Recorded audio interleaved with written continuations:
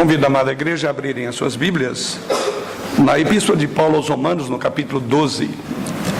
Epístola de Paulo aos Romanos, capítulo 12, e vamos proceder à leitura dos dois primeiros versículos deste capítulo. Epístola de Paulo aos Romanos, no capítulo 12, versículos 1 e 2. Quando assim nos diz o Senhor através da sua palavra: Rogo-vos, pois, irmãos, pelas misericórdias de Deus, que apresenteis o vosso corpo por sacrifício vivo, santo e agradável a Deus, que é o vosso culto racional. E não vos conformeis com este século, mas transformai-vos pela renovação da vossa mente, para que experimenteis qual seja a boa, agradável e perfeita vontade de Deus. Que o Senhor assim nos conduza por meio desta passagem à instrução desta noite. Rogo-vos, pois, irmãos, pelas misericórdias de Deus, que apresenteis o vosso corpo por sacrifício vivo, santo e agradável a Deus, que é o vosso culto racional. Serviço de adoração é o nosso tema esta noite. Quando lemos a carta de Paulo, e isso vale ressaltar aquilo que chamamos de contexto do texto que sempre temos a meditar, e ao olhar de uma perspectiva um pouco mais ampla da carta de Paulo, podemos enxergar da seguinte forma a estrutura do seu escrito. Os 11 primeiros capítulos desta epístola, Paulo vai abordar aquilo que poderíamos chamar de as profundezas do propósito gracioso de Deus e o plano da redenção de pecadores humanos como nós. Qual seria então a nossa resposta por tudo aquilo que Deus fez através de Jesus Cristo? A esta pergunta que Paulo vai responder conforme vemos no texto em apreço essa noite.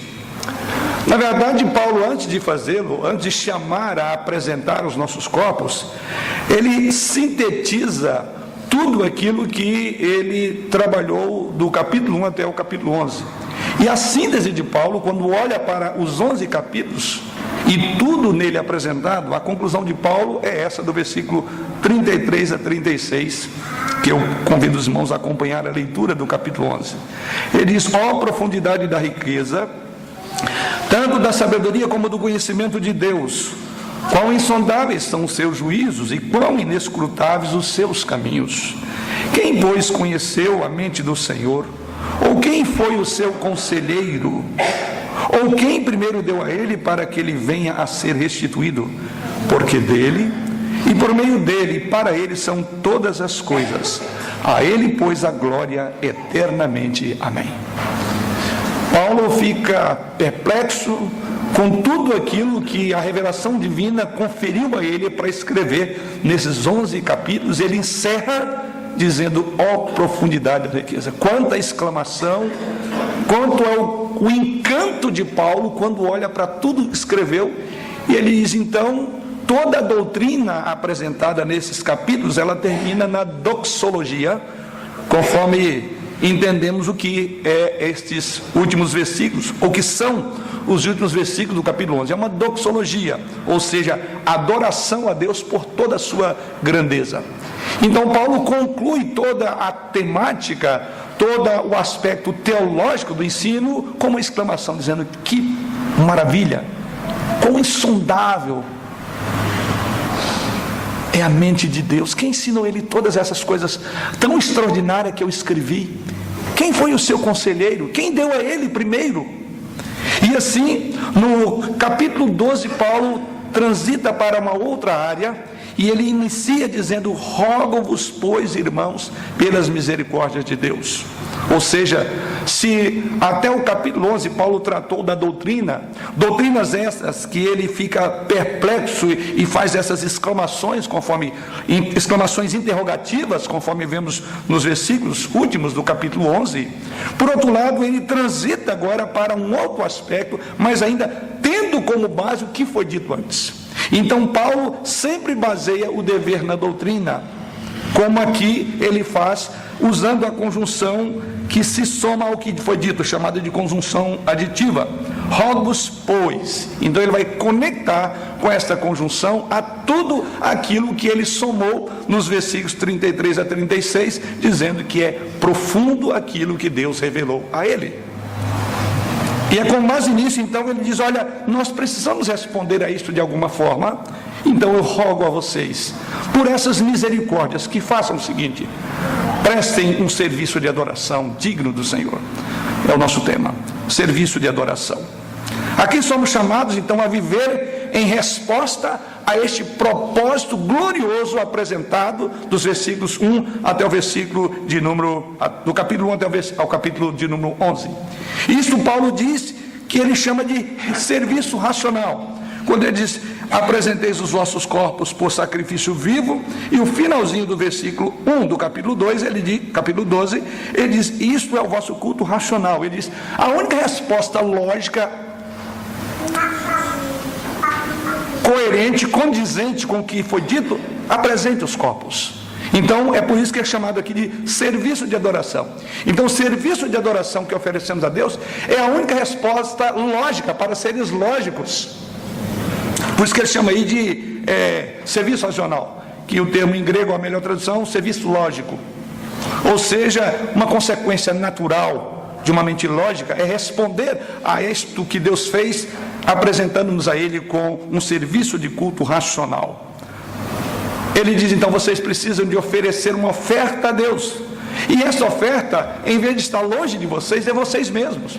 Vocês vão oferecer os vossos próprios corpos.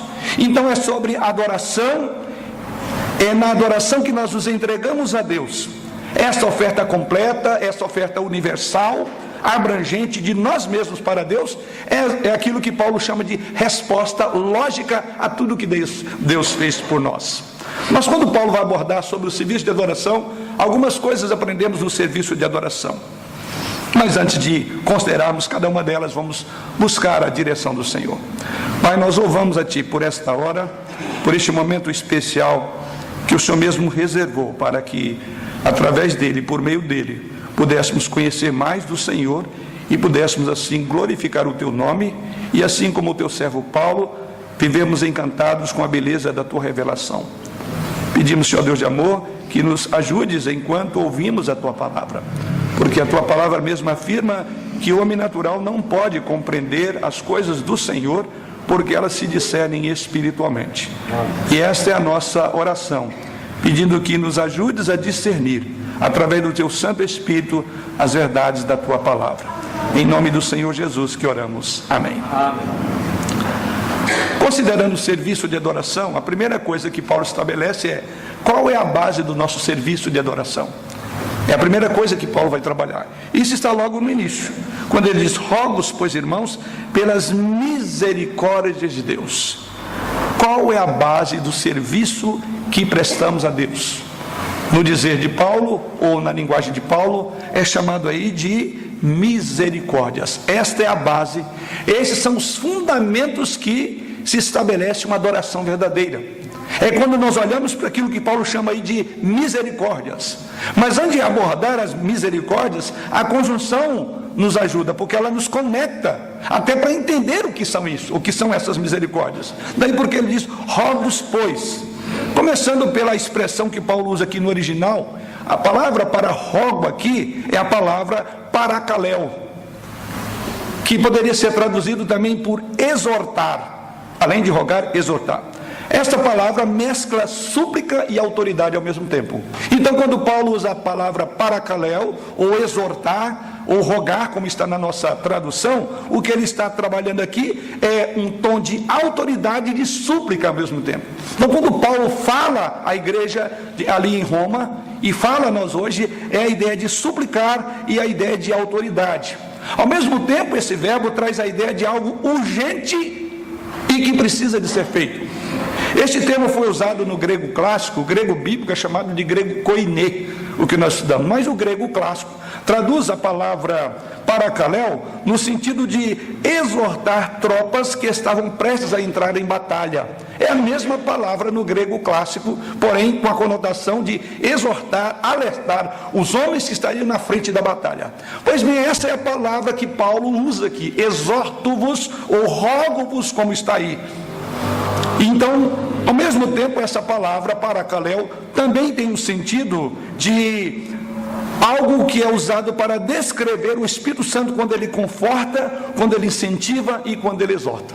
Então é uma palavra bastante ampla que Paulo usa aqui. E nós pensamos mais na palavra, não apenas no termo de autoridade que Paulo tinha para falar com base em tudo o que ele disse, mas também porque Paulo está falando aqui pelo Espírito do Senhor.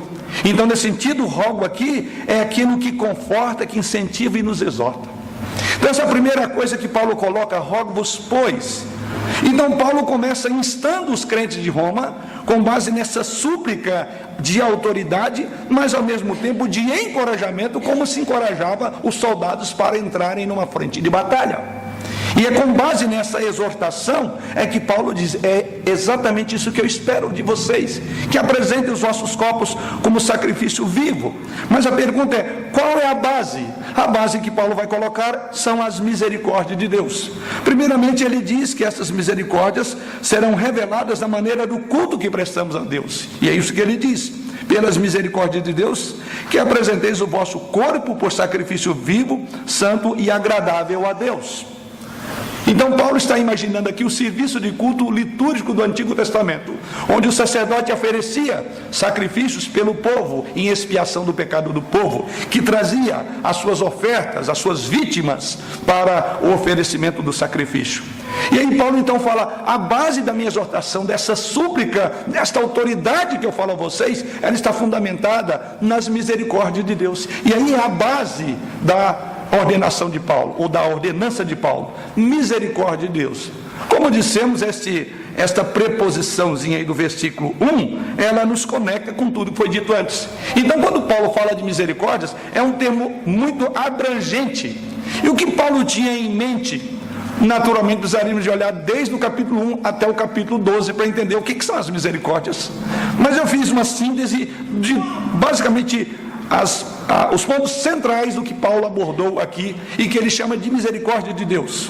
Então essa conjunção que Paulo usa aqui liga a todas as misericórdias. Essas misericórdias são aquelas misericórdias que Paulo expõe, por exemplo, lá no capítulo 11, que ele diz que ele ficou perplexo, encantado, e disse: quem é que ensinou a Deus todas essas coisas maravilhosas que eu acabei de escrever? Essas misericórdias são então o eterno amor divino concedido ao pecador. E Paulo celebra esse amor nos 11 primeiros capítulos. Várias vezes Paulo fala do amor divino por pecadores. É uma misericórdia de Deus. Outra misericórdia de Deus é a graça, o Espírito Santo, a paz, a fé, o conforto, o poder, a esperança, a paciência, a bondade. Todas essas são misericórdias de Deus que Paulo chama aqui no versículo de número 1 de misericórdia do Senhor. Mas também poderíamos olhar outros capítulos de Romanos, onde ele vai falar da misericórdia do perdão, a misericórdia da reconciliação, da justificação, da segurança, da vida eterna, da liberdade, da ressurreição, da filiação, da ressurreição e da glorificação.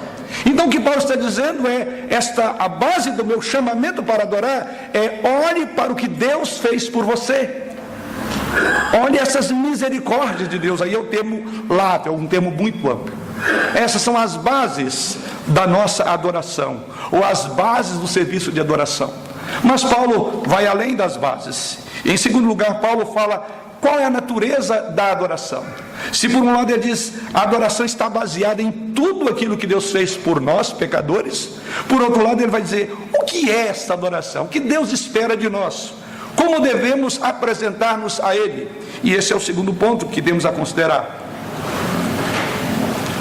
O idioma usado por Paulo aqui é um idioma ou uma linguagem do sistema sacrificial veterotestamentário, porque ele diz que você deve apresentar o seu corpo, e ele usa o termo sacrifício vivo, santo e agradável.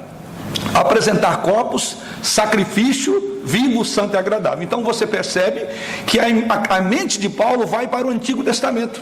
É como se Paulo estivesse lendo o livro de Levítico e observando ali toda a estrutura do ofício sacerdotal em que oferecia as vítimas imoladas ao Senhor. E é com base neste olhar veterotestamentário é que Paulo diz: isso é um sacrifício, ofereçam esse sacrifício a Deus. Neste versículo Paulo descreve então a base do nosso serviço racional, e ele chama isso de misericórdias, e ao fazer ele diz: essas misericórdias repousam no fato de que você deve oferecer em resposta a Deus o seu culto, o seu sacrifício a Deus. É bem verdade, quando olhamos a linguagem de Paulo, talvez para os legalistas, hoje não são poucos, inclusive tem igrejas que caracterizam por esse legalismo, então está repetindo atos do Antigo Testamento. Mas não é isso que Paulo está dizendo. Paulo não está querendo que sejamos legalistas, que façamos o sacrifício como no Antigo Testamento, que apresentemos diante de um sacerdote, ou coisa desse gênero. Mas por que Paulo usa os termos do Velho Testamento, ou os termos do Antigo Testamento para descrever o culto que Deus quer? Ele usa da linguagem, porém ele amplia essa linguagem, ele vai mais além.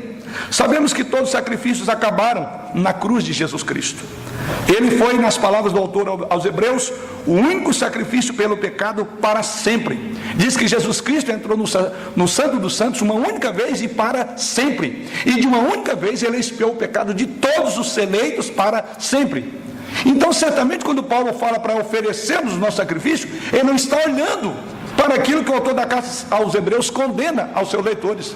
Porque quem lê a carta aos Hebreus perceberá que o propósito dessa carta é mostrar que não havia necessidade de continuar repetindo os sacrifícios veterotestamentários, uma vez que Cristo já havia vindo. Então o próprio autor da carta aos Hebreus diz que Jesus Cristo entrou no Santo dos Santos uma vez e para sempre. Então não precisamos repetir novamente. Mas há, no entanto, um sacrifício do Novo Testamento. E esse sacrifício o apóstolo Pedro diz na sua primeira carta, no capítulo 2, versículo 5. E ali na Nova Aliança ele fala de um sacrifício, que é o mesmo sacrifício que Paulo está dizendo que nós devemos oferecer a Deus hoje. E no dizer do apóstolo Pedro, na sua primeira carta, capítulo 2, verso 5, Pedro faz a seguinte afirmação: também vós mesmos, como pedras que vivem, sois edificados casa espiritual, para seres sacerdócio santo, a fim de ofereceres, olha a palavrinha, sacrifícios espirituais, agradáveis a Deus por intermédio de Jesus Cristo. Pedro está dizendo, nós oferecemos hoje sacrifícios espirituais agradáveis a Deus, que é outro termo que Paulo vai usar aqui, nós vamos pensar um pouco sobre ele, e ele diz, por intermédio de Jesus Cristo. Então, na nova aliança, somos chamados a oferecer sacrifícios a Deus, por meio de Jesus Cristo. Está em consonância com o que Paulo diz, rogo que ofereçam sacrifícios a Deus. Mas o mesmo autor da carta aos Hebreus, no capítulo 13, versículo 15, ele afirma lá dizendo, por meio de Jesus Cristo, pois, ofereçamos a Deus sempre, grifem aí, sacrifícios de louvores, ou sacrifício de louvor, que é o fruto de lábios que confessam o seu nome. Então, no dizer do autor da carta aos Hebreus e de Pedro, hoje, na nova aliança, nós continuamos oferecendo sacrifícios a Deus. Então, ao mesmo tempo que Paulo também aborda aqui, dizendo que a natureza desse sacrifício é, na verdade, a rendição total. Qual é a natureza desse sacrifício ou do serviço que prestamos a Deus? A resposta é rendição total. E onde é que encontramos essa ideia? Quando Paulo diz, continuando, que apresenteis, versículo de número 1 ainda, os vossos corpos por sacrifício. Aqui agora Paulo vai, ao mesmo tempo, trazer o conceito veterotestamentário, ele vai inserir algo novo. No Antigo Testamento, que corpos eram oferecidos? Corpos de animais. Mas Paulo diz agora, na nova aliança, não se oferece mais algo fora de você, mas você oferece você mesmo, oferece o seu corpo como sacrifício. Apresenteis os vossos corpos. Paulo então está dizendo aqui que devemos oferecer tudo o que somos, tudo o que temos como um contínuo sacrifício para Deus.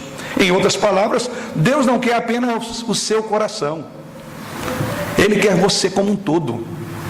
Este é o significado da palavra corpo no texto que estamos a considerar nesta passagem. Corpo aqui é uma referência à totalidade do nosso ser. Ou seja, quando Paulo usa o termo corpo, ele está implicando toda a pessoa, ou os meios físicos pelos quais uma pessoa se expressa, todo o seu corpo.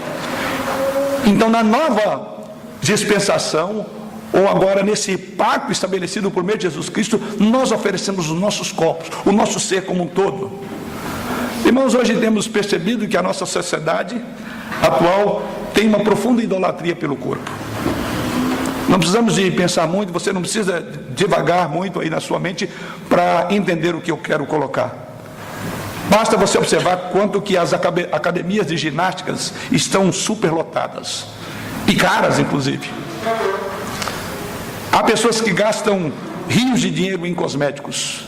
E há um levantamento no mundo inteiro que o segundo gasto mundial, depois do poder bélico das nações, é exatamente em cosméticos. Para os irmãos terem ideia. Então não temos nenhuma dúvida, uma constatação muito clara, de que hoje há uma verdadeira culto ao corpo, culto à beleza e também à força. Mas a palavra de Deus nos ensina a não cultuar o corpo, mas a cultuar a Deus por meio do corpo. E esse é o sacrifício. É oferecer o seu todo, o seu corpo para Deus. O apóstolo Paulo, nessa mesma carta, ou na carta aos Coríntios, ele diz lá que antes da nossa conversão, nós oferecemos nossos membros, os membros do nosso corpo ao pecado. Agora ele diz, agora porém, nós devemos oferecer o nosso corpo como sacrifício vivo a Deus. Aliás, no texto de Romanos mesmo, capítulo 6, vocês verão, esse corpo vocês ofereciam para os prazeres da carne, você cultuava você, agora ofereça esse mesmo corpo para Deus. É exatamente essa transição que Paulo faz aqui no texto que estamos a considerar. Agora nós oferecemos os nossos corpos, como diz Paulo, como sacrifício vivo e santo e agradável, contrapondo o sacrifício veterotestamentário. Ou seja, nós hoje não oferecemos mais um cordeiro morto no altar, mas o nosso corpo vivo. E é por isso que ele vai falar, este é o vosso culto racional, oferecer os vossos corpos como sacrifício vivo. Paulo faz um contraponto com o sacrifício que era oferecido no Antigo Testamento. Quando é que a vítima era entregue a Deus? Depois de morta. E aqui vale ressaltar que há uma ênfase muito profunda no culto hoje. O nosso corpo não é uma tumba, como pensavam os gregos. O nosso corpo, a Bíblia diz que é o templo do Espírito Santo. O nosso corpo, a Bíblia diz que ele é a morada de Deus. Foi comprado por um alto preço, como diz o apóstolo Paulo, e devemos glorificar a Deus por esse corpo, porque há um preço alto pelo teu corpo, a morte de Cristo. Observe bem que Deus não vacilou em tomar um corpo e nele viver, na pessoa bendita Jesus Cristo. Nosso corpo será ressuscitado e glorificado um dia, diz as Escrituras. Consequentemente, esse culto racional ou espiritual que Paulo trabalha aqui, um dia também será glorificado. Este corpo que hoje usamos será para a glória eterna de Deus. Consequentemente, devemos então consagrar, no dizer de Paulo, como sacrifício vivo. A Bíblia diz que ele agora é um edifício no qual a igreja, o corpo, Jesus Cristo habita através do seu Espírito Santo. Então isso nos remete para a ideia do que Paulo fala de oferecer o vosso corpo por sacrifício vivo e santo e agradável a Deus. Então nós prestamos esse culto a Deus pela consagração do nosso corpo. E como é que nós consagramos o nosso corpo? No dizer de Paulo, onde o Espírito de Deus agora habita. Um autor chamado Adolf Rolf afirma que o que Paulo vislumbra, citando esse texto, não é o culto delimitado, restrito a uma hora e a um recinto. John Stott também afirma sobre esse texto e diz que nenhum culto é agradável a Deus quando ele é unicamente interior. E ele conclui dizendo, um culto abstrato, um culto místico. Ele diz, a nossa adoração deve expressar-se em atos concretos de serviços manifestados no corpo. Em outras palavras, quando Paulo diz, apresente o vosso corpo, nós devemos glorificar a Deus quando contemplamos o que é santo. Como glorificar a Deus? Como apresentar os nossos corpos por sacrifício vivo? Quando os nossos ouvidos deleitam no que é puro, quando nossas mãos praticam o que é reto, quando os nossos pés caminham por veredas justas. Adolf Ruffert cita Crisóstomo e William Genthaus, e ele faz a seguinte pergunta: como pode o corpo tornar-se um sacrifício? Com olhar nesse texto, e ele diz: deixe que os seus olhos não vejam nada mal, e ele se tornará um sacrifício. Permita que a língua não diga nada vergonhoso, e ela se tornará uma oferta. Deixe que a mão não faça nada ilegal, e ela se tornará uma oferta em holocausto. E ele conclui dizendo, porém, isto não será o suficiente. Precisamos ter a prática ativa do bem. E ele conclui dizendo, a mão precisa dar esmola, a boca precisa abençoar em lugar de amaldiçoar, o ouvido precisa dar atenção aos ensinamentos divinos. Pois um sacrifício não tem nada de impuro nele. Um sacrifício é a primícia de todas as coisas. Portanto, para que nós possamos produzir esse fruto que Paulo diz, com as nossas mãos, com os nossos pés, com as nossas bocas, com os nossos olhos, com os nossos membros. E ele conclui, isto é o que Paulo está dizendo. É o seu corpo que você usou para a profanação, para levantar a ira de Deus contra os seus pecados. É este mesmo corpo que você tem que consagrar os seus lábios, os seus ouvidos, os seus pés. E Paulo diz, apresente o seu corpo. E por isso que Paulo diz, este é um sacrifício vivo. Apresentar corpos, ele diz que isso é sacrifício vivo. Naturalmente, Paulo está contrapondo ao conceito do Antigo Testamento.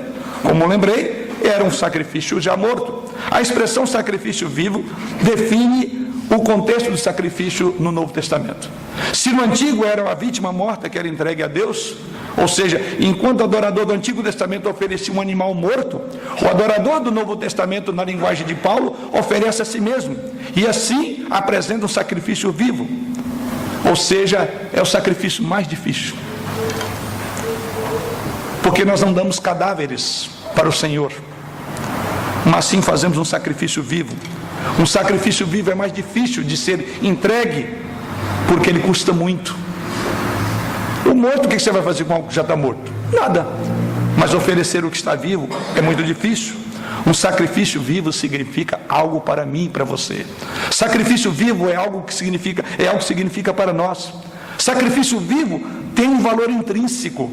Os sacrifícios mortos não têm valor. Eles significavam nada para nós no Antigo Testamento, mas os sacrifícios hoje nos custam algo, ao passo que os sacrifícios mortos não custavam.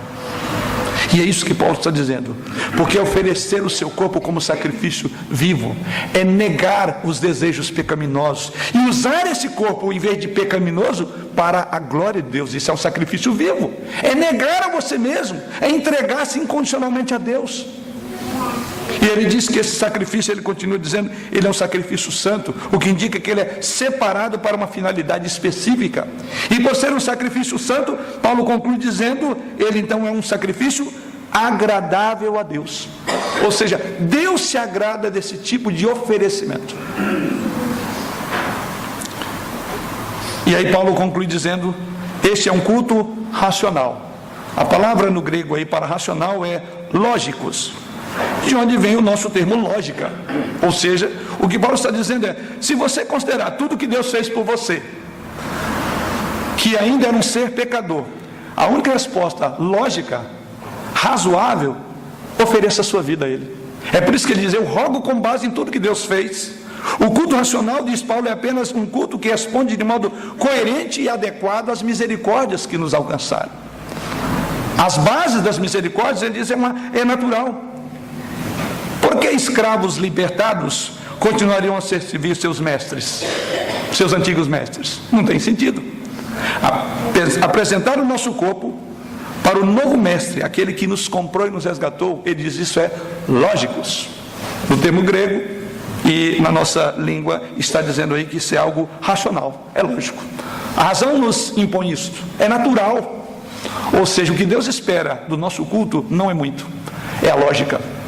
Se Ele pagou um alto preço por nós, por que vamos viver usando esse corpo para aquilo que levou Ele à morte? Não tem lógica. Aí Paulo diz, olha, isso é um culto lógico. Se todos os crentes compreendessem bem as Escrituras Sagradas, nesse particular, certamente não traria para o Espírito de Deus a sentença e o juízo do Senhor. A Bíblia de Deus diz que de Deus não se zomba, aquilo que o homem plantar, isso também se fará. Porque muitos crentes sofrem. Vários são os motivos pelos quais sofremos, mas um dos grandes motivos é por causa do nosso pecado. Paulo diz, olha, é lógico, é natural esperar que vocês agora ofereçam esse corpo, não mais para os prazeres nos quais vocês viviam. Isso não é lógico, isso é absurdo, isso é ingratidão.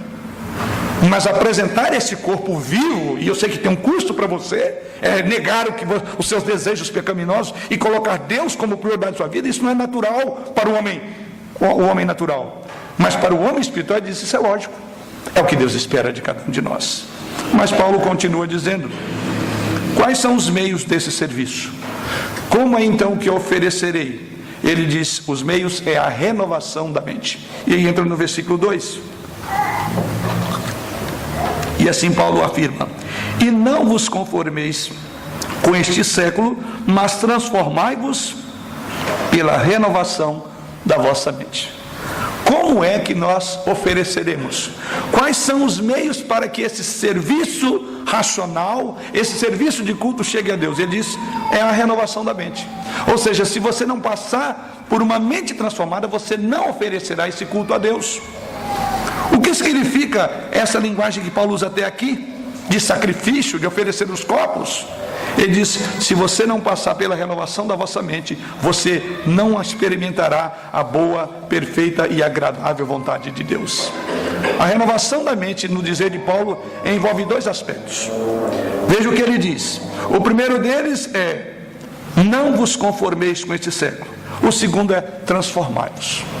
Ou seja, não há como oferecermos o sacrifício sem que passemos por esses dois aspectos. O primeiro é negativo: não devemos conformar com este século.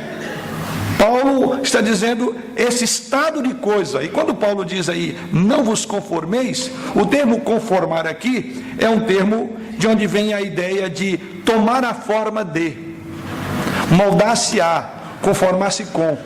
Toda essa ideia. Então Paulo diz que uma mente transformada é uma mente que rejeitará se amoldar aos padrões deste século. Daí porque ele diz: não vos conformeis com este século. Então, se queremos oferecer esse culto a Deus, oferecemos os nossos corpos como sacrifício para o louvor de Deus, para a glória de Deus. Ele diz: você terá que confrontar o século. Não conforme, não tome a forma desse século. A forma do mundo é uma forma de relativismo moral, da ética situacional, do desbaratamento da própria virtude. Qual é o modelo do mundo? A popularidade hoje é mais importante do que a santidade. Isso é o padrão do mundo. O mundo diz: viva o momento e não se preocupe com as consequências. Você é o centro do seu universo. Pense em você mesmo. Não deixe que ninguém faça a sua cabeça. E Paulo diz: a primeira coisa, se você quer experimentar a vontade de Deus, você precisa de ter uma disposição de não tomar a forma deste mundo. Você não deve ser moldado pelas influências do mundo. Você deve lutar contra a maré do pecado, do seu eu e de próprio Satanás. E nesse particular eu faço algumas perguntas aos irmãos. Quanta televisão você assiste no decorrer de uma semana? Quantos filmes você assiste no decorrer de um mês, ou até mesmo de um ano? Que tipo de música você ouve? Que tipo de revista, livros e sites você lê ou acompanha? Quanto tempo você está dedicando às redes sociais? Quem são os seus amigos? Que tipo de influência eles têm sobre você? Quais são os seus hobbies? A resposta a essas perguntas define se realmente você está conformando ou não com este mundo. Porque é nesse ambiente dessas perguntas é onde nós vamos definir quem de fato nós somos. Se vamos viver com os nossos corpos para a glória de Deus ou pelas influências mundanas. E a primeira coisa que Paulo diz é: não tome a forma, não siga os padrões de valores. Mas é curioso que quando Paulo usa o termo ser moldado ou estar de acordo, é um termo interessante na língua grega, que significa algo que muda todo o tempo.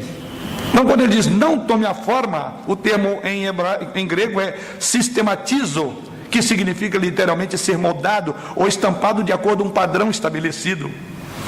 Então Paulo está dizendo: olha, tome cuidado. Não viva segundo o esquema desse mundo, que significa aparência exterior. Quando ele vai falar do mundo, ele diz que é uma aparência exterior. Parece, mas não é. É mais ou menos isso que Paulo diz. Porque ele diz o seguinte: o mundo não tem firmeza. Então, é o esquema do mundo. O que Paulo está dizendo é: não tome a forma daquilo que é passageiro, daquilo que não tem consistência, daquilo que não vai subsistir. Esta é uma razão pela qual não devemos tomar a forma, porque o mundo passa bem como a sua concupiscência, diz o apóstolo João. Mas por outro lado, Paulo diz: sejam transformados pela renovação da vossa mente. E o termo transformado é estampa que se fixa e não solta mais. A palavra aqui é de onde vem o termo metanoiesati, que é a ideia de transformar a mente, é uma mudança. Sejam transformados pela renovação da vossa mente. De onde vem o termo metamorfose, mudança de forma. Ele diz: sejam transformados, que haja uma metamorfose em você, não conforme com aquilo que é efêmero e passageiro, mas seja transformado por uma metamorfose. Literalmente seria o termo aquilo que permanece, aquilo que continua. Aí ele diz: sejam transformados. Em vez de então de adotar o padrão exterior e transitório do mundo, devemos ser transformados em nossa natureza íntima. O que Paulo está dizendo é que o crente não deve conformar com o mundo, porque a forma do mundo muda todo dia. E o termo em grego aqui é exatamente isso, é algo pusilânime, passageiro, não vai permanecer. Não é exatamente isso que nós vemos no mundo hoje? O errado ontem é certo hoje. O repudiado ontem é aplaudido hoje. O vergonhoso ontem é praticado à luz do dia hoje. Nós, porém, seguimos um modelo absoluto que não muda mais. Jamais fica obsoleto. A palavra de Deus. Não é isso que Jesus Cristo diz? Passará os céus e a terra, mas a minha palavra não passará. A questão é: aonde é que está firmada a tua vida? Você passou por um processo de metamorfose, de uma mudança definitiva, ou você vive com base nas aparências do mundo, que é transitório, que é fútil, que é efêmero, que é passageiro? Paulo diz: um culto racional envolve um comprometimento com algo que não passa e um posicionamento contrário ao que é passageiro. Então ele diz: não tome a forma do que é passageiro o mundo. A palavra de Deus tem a capacidade de transformar. Então quando Paulo fala: mas transformai-vos, essa palavra aqui é uma transformação que vem de dentro para fora. A do mundo é de fora para dentro. Mas a transformação, por isso que ele diz que essa transformação é Deus que produz em você.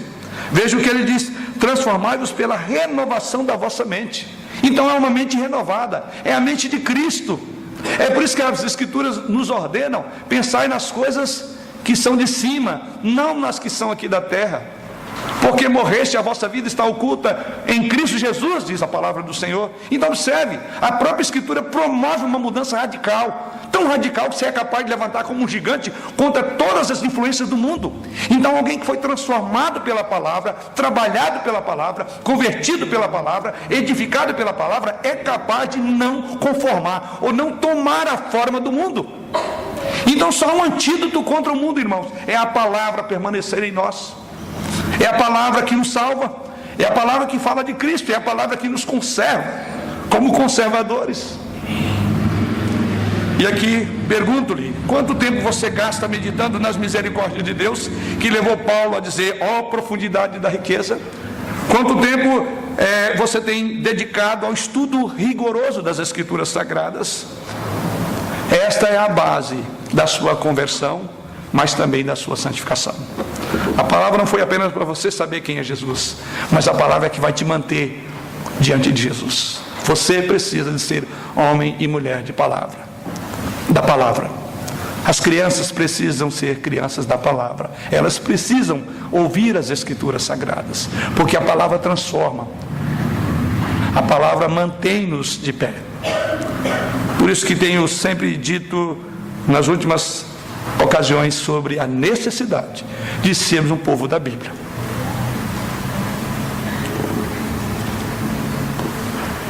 Se você não tem, encontre uma maneira de iniciar uma meditação bíblica. Comprometa-se a memorizar a palavra de Deus. Permita que a palavra de Deus faça diferença naquilo que você pensa, no modo como você se veste, na linguagem que você usa. Que a tua vida seja moldada pela palavra. Que os teus lábios profiram palavra de Deus. Que o teu coração sonhe com Deus. Que a tua mente pense em Deus. É isso que Paulo está dizendo quando ele afirma renovação da vossa mente. E aí ele conclui dizendo: para que experimenteis qual seja a boa, agradável e perfeita vontade de Deus. Você quer conhecer a vontade de Deus para a sua vida? E quando Paulo fala de você saber a perfeita vontade de Deus, não quer dizer: então eu fazendo isso eu vou saber com quem eu devo casar, que tipo de profissão eu devo seguir, se eu devo assumir essa postura no meu trabalho, se esse é o emprego que Deus para mim. Não tem nada a ver. A vontade aqui tem a ver com a vontade moral de Deus. O que ele está dizendo, você quer saber aquilo que está de acordo com o caráter do teu Pai? Viva a palavra, e você vai conhecer a perfeita, agradável vontade de Deus. É isso, nós deleitamos-nos em Deus. Deus é o nosso deleite, e nós nos deleitamos naquilo que Ele se deleita. Nós nos alegramos naquilo que Ele se alegra. Nós nos gloriamos naquilo que é a glória dEle. Então o Filho de Deus, ele contenta-se com Deus. Deus é tudo para ele. Pense sobre isso. E aí é onde o apóstolo Paulo conclui. Qual é o resultado então do serviço? Ele diz: discernimento da vontade de Deus. Como posso ver o resultado? Quando você discerne a vontade de Deus. De acordo com Paulo, em Efésios capítulo 5, versículo 10, Paulo diz aos crentes ali: provai sempre o que é agradável ao Senhor. Você tem provado sempre o que é agradável ao Senhor? No texto de Romanos, o apóstolo Paulo está dizendo: você quer conhecer qual é a perfeita, agradável vontade de Deus? Ofereça o seu corpo em sacrifício. Ofereça os teus membros, o teu pensamento, o teu coração. Não é isso que Paulo diz no outro contexto? Quer comais, quer bebais, ou façais qualquer coisa, fazei-o para a glória de Deus. Isso é oferecimento do nosso sacrifício. O que significa dizer que esse sacrifício que Paulo está dizendo não é um ato pontual de um culto, é uma vida. Todo momento é tempo de cultuar, todo momento é tempo de adorar a Deus. Adoramos através dos nossos lábios, do nosso pensamento, dos nossos relacionamentos. Em tudo Deus está presente. É isso que o breve catecismo responde na primeira pergunta que aprendemos desde a infância: qual é o fim principal do homem? A glória de Deus. Então tudo tem que ser regido por este fim. Tudo o que eu faço, o que eu penso, eu tenho como propósito a glória de Deus. Se cada um de nós pensar nisso, isso é culto, é adoração. Tudo é para a glória dele. O modo como eu vou fechar o negócio tem a ver com glória de Deus acima de tudo. Deus será glorificado na minha honestidade, no modo como eu vou fechar esse negócio. No meu namoro, Deus está sendo glorificado no meu namoro. Está lá o rapaz e a moça. Em que Deus está sendo glorificado naquele relacionamento? No modo como eu respondo a meu pai, no modo como eu cuido da minha esposa, no modo como eu respeito ao meu esposo, Deus está sendo glorificado nisso. Então, irmãos, essa expressão não é apenas um chavão entre nós, tudo para a glória de Deus, é realidade absoluta. Isso é culto.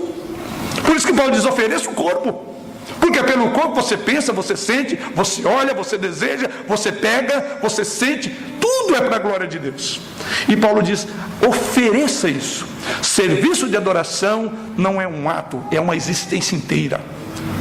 Tudo que façam, diz o apóstolo Paulo, fazei tudo para a glória de Deus. Precisamos de considerar que o nosso culto se estende de domingo a domingo, de segunda a terça, 365 dias por ano. A vida inteira é um culto. Isso é serviço de adoração. Para concluir, se o mundo controla a nossa maneira de pensar, somos então conformados com eles. Mas se Deus controla a nossa maneira de pensar, somos transformados. Então é: não vos conformeis, mas transformados. O mundo tem controlado a maneira de você pensar, você está andando de conformidade com o mundo. Mas se Deus tem controlado a sua maneira de pensar, você está sendo transformado pela palavra. Transformado pela palavra, é o que nós mais precisamos, ser transformados a cada exposição bíblica, a cada leitura, a cada oração. Precisamos ser transformados. A transformação interior é a única defesa efetiva contra o estereotipo apresentado pelo mundo, o espírito que domina o presente século, que no dizer de Paulo está de acordo com o príncipe deste mundo. Temos assim uma metamorfose gerada pelo Espírito Santo, somos transformados. Quando o nosso corpo é consagrado, como diz Paulo, quando a nossa mente é transformada, o nosso culto torna-se racional e apresentamos a Deus, e diz que isso vamos entender a perfeita, agradável vontade de Deus. Querido, você está pronto para colocar todo o seu ser nos braços de Deus? Você está realmente pronto para comprometer-se com Jesus Cristo em todas as áreas da sua vida? A sua conversão tem implicado em mudança radical no modo de pensar, de viver, de falar, de ouvir, de agir. James Martineau disse o seguinte: adoração é a oferta gratuita de nós mesmos a Deus, sempre renovada, porque sempre imperfeito. Ou, como outra pessoa disse, compromisso é a entrega de tudo o que se sabe de si mesmo para todos os que conhecemos a Deus. Qualquer coisa menos do que compromisso total é inaceitável, não é serviço de adoração. Que o Senhor nos conduza numa adoração que, a partir dessas misericórdias através das quais fomos alcançados, que essas misericórdias sejam suficientes para te encorajar, se porventura você anda em pecado, sair do seu estado de pecado. Essas misericórdias para te incentivar a viver para a glória de Deus. Porque para Paulo, as misericórdias levantou nele essa exclamação: ó profundidade da riqueza. Se fez isso no coração do velho Paulo, não é diferente de nós hoje. Aquilo que encantou o entendimento de Paulo e o encorajou a fazer aquele apelo à igreja de Roma, não é diferente de nós hoje. Se realmente amamos o Deus que Paulo amou, se nós realmente conhecemos essas misericórdias e somos objetos da graça, do perdão, do amor, da santificação, da glorificação, o que se espera é um culto lógico.